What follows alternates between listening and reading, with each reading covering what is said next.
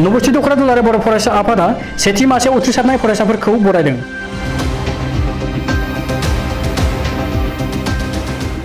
बर' बिजों आयदाजों फरायनानै बे बोसोरनि मेट्रिक आरो हायार सेकेन्डारि आनजादाव सेथि मासे उथ्रिसारनाय फरायसाफोरखौ नबस्थि दख'रा एबसुआ मोनसे हाबाफारिनि गेजेरजों बरायदों।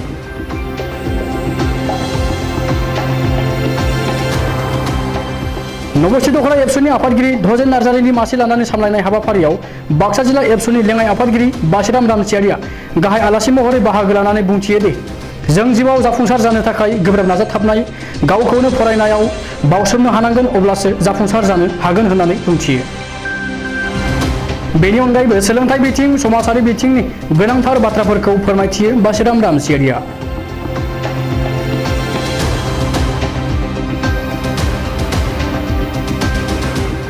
सेथि मासेयाव उथ्रिसारनाय फरायसाफोरखौ बरायनाय हाबाफारियाव थांखिजानाय बुंथिगिरि महरै बागानपारा एमपिएससि डाक्टर लासित कुमार बसुमतारी, बाक्सा जिल्ला एबसुनि हारिमु नेहाथारि कमल सोरगियारि, बिआर ब्रह्म गोजौ फरायसालिनि गाहाय फोरोंगिरि मनेस्वर ब्रह्ममोनजों लोगोसेनो ओनसोलनि गोबां समाज सिबियारि बिथांमोनहा बाहागो लादोंमोन।